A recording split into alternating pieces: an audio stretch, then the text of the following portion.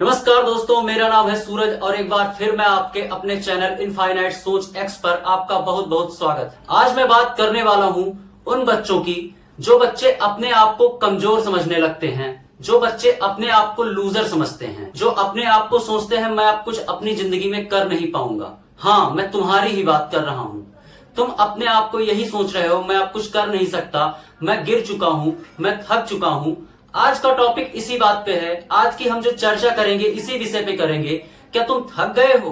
क्या सच में तुमको सबकी बातों से फर्क पड़ता है? क्या तुम इतने ज्यादा कमजोर हो कि तुम फिर से गिरकर उठ नहीं सकते हो? हम बात कर रहे हैं उस विषय पे। अभी हाल ही में एक लड़की है, एक छात्रा ने नीट का एग्जाम दिया था, तो उसमें उसने पेपर लीक होने की वजह से उसने सुसाइड कर लिया। क्या एक एग्जाम हमारा भविष्य तय करेगा? हाँ, बिल्कुल करेगा। लेकिन एग्जाम लीक होने की वजह से क्या हम सुसाइड कर लें? अपनी अच्छी खासी जिंदगी, अपने माँ बाप के सपनों पे हम पानी फेर दें? हमारा एग्जाम हमारा फ्यूचर डिसाइड नहीं कर सकता। एक एग्जाम में फेल होने की वजह से हम सुसाइड नहीं कर सकते।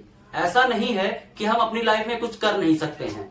मैं काफी सारे एग्जाम्पल आपके सामने कर रहा हूँ। कई सारे लोगों ने बिना कुछ पढ़े लिखे, जो आज के डेट में अनपढ़ हैं, लेकिन पूरी दुनिया को चला रहे हैं।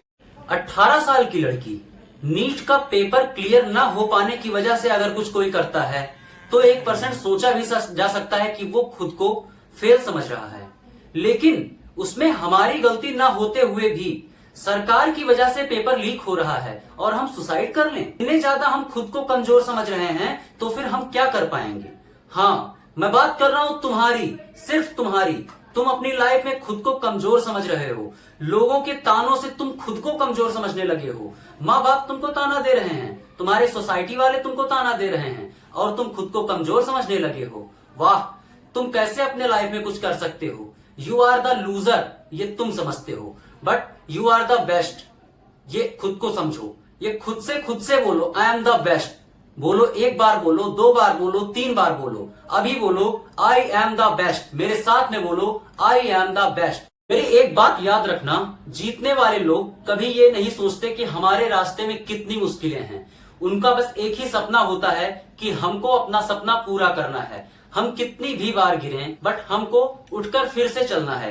1 बार नहीं, 2 बार नहीं, 3 बार नहीं, हम जितनी बार गिरेंगे हमारे अंदर उतना साहस है कि हम जितनी बार गिरेंगे उतनी बार हम उठकर फिर से चल सकते हैं। तो इसीलिए आज से और अभी से उठ जाओ और चलना शुरू करो। मैं बात कर रहा हूं इस बात की, आप किसी भी स्किल को लेकर, किसी भी सोच, किसी भी जो जिसमें आपका इंटरेस्ट हो, किसी भी फील्ड का, उससे नहीं फर्क पड़ता है। जिस भी फील्ड में आप जाना चाहते हैं उस फील्ड में मास्टरमाइंड बनिए।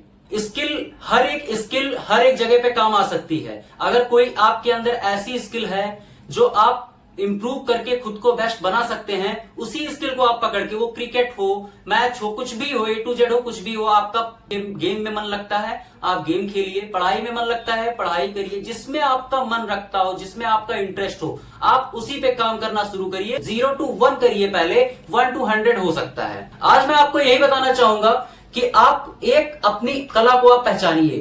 तो अभी के लिए मैं बात कर रहा हूं माइकल जॉर्डन की। शायद आपने नाम सुना हो या ना सुना हो, जो कि फुटबॉल के अच्छे खिलाड़ी रह चुके हैं, अभी भी खेलते हैं।